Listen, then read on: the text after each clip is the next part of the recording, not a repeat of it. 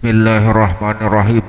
Nahmaduhu wa nasta'inuhu wa nastaghfiruh wa na'udzu billahi min syururi anfusina wa min sayyiati a'malina.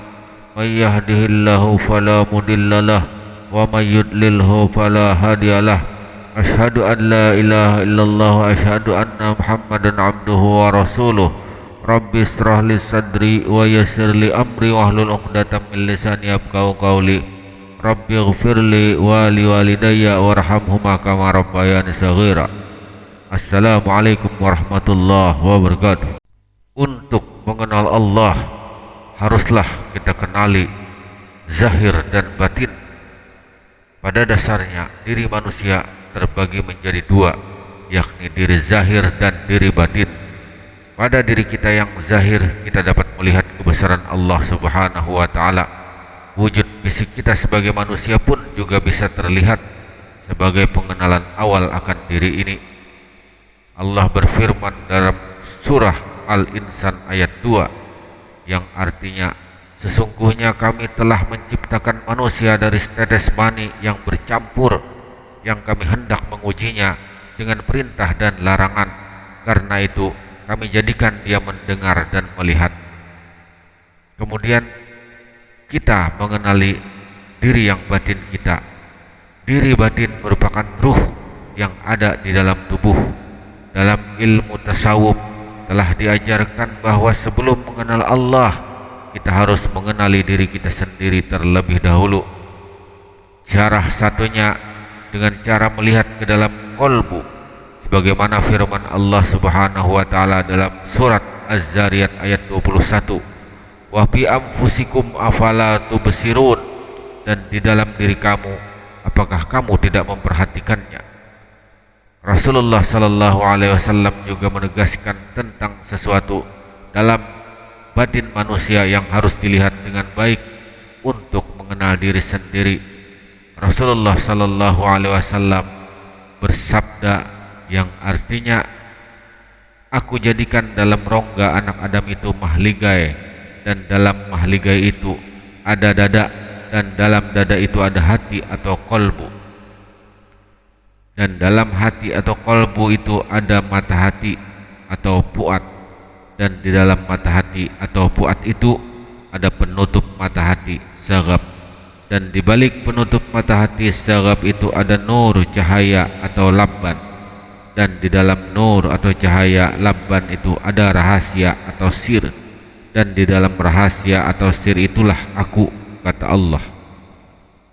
Selalu ingat tujuan penciptaan, cara mengenali diri sendiri sebelum mengenal Allah, dengan selalu mengingat-ingat tujuan utama dari penciptaan manusia.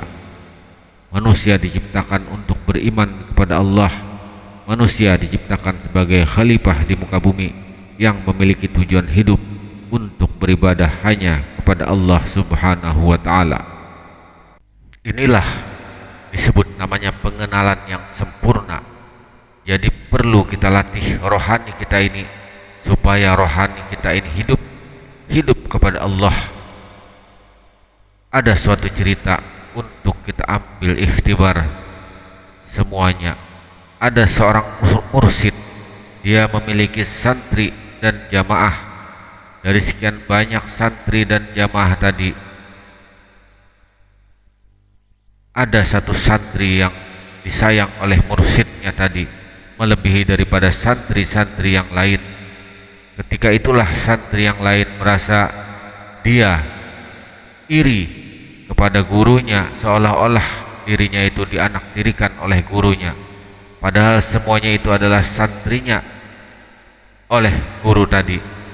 Ketika itu muridnya bertanya kepada gurunya yang beberapa orang selain yang pertama tadi. Protes dia kepada gurunya, wahai guru, kenapa guru sayang itu berlebihan kepada si A? Padahal kami ini juga adalah murid guru. Sepertinya guru ini pilih kasih, seperti ada anak kandung dan ada anak tiri.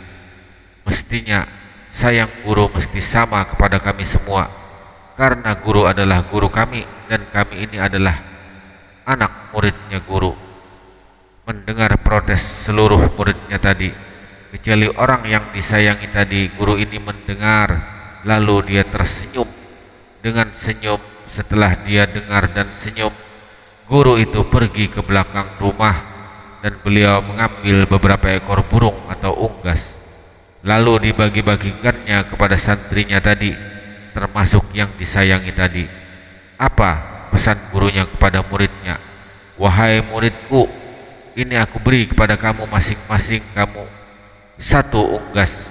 Sembelihlah unggas ini, kira-kira tidak ada yang melihat. Sampai tidak ada yang melihat, baru kamu sembelih unggas ini. Kalau kamu merasa tidak ada yang perhatikan dirimu, tidak ada yang menyaksikan dirimu, maka sembelihlah unggas ini. Saya beri kamu waktu setengah jam, kata guru tadi. Mulai dari sekarang, pergilah kalian sembelih unggas ini. Kira-kira tidak ada yang melihat dan menyaksikan kalian, sembelihlah itu unggas tersebut. Maka pergilah semua santrinya. Setelah santrinya tadi sudah pergi berlarian karena mengejar waktu, ada yang di belakang dapur, dilihatnya tidak ada orang, tidak ada yang perhatikan, maka di sampingnya unggas langsung dipotong. Ada yang masuk semak belukar sembunyi-sembunyi dan tidak ada yang memperhatikan dirinya, dan di samping unggasnya disembelih unggas tersebut. Sampailah keseluruhan tadi telah melaksanakan perintah gurunya sesuai dengan waktu yang telah dijanjikan. Semua santri tadi mesti melapor kepada gurunya. Ditanya masing-masing oleh gurunya, kamu sudah sembelih unggasmu? Sudah guru, saya menyembelihnya guru, tidak ada yang lihat guru, tidak ada yang melihat, lalu aku sembelih. Dan kemudian kamu di mana sembelihnya? Aku bersembunyi di balik rumah guru, tidak ada yang lihat aku, dan aku sembelih semuanya. Semua memberikan jawaban terhadap unggas yang telah disembelih. Namun ada satu orang santri yang disayangi tadi, santri yang memang terpilih yang disayangi oleh guru tadi. Sayangnya guru berlebihan kepada dirinya dibandingkan santri yang lain.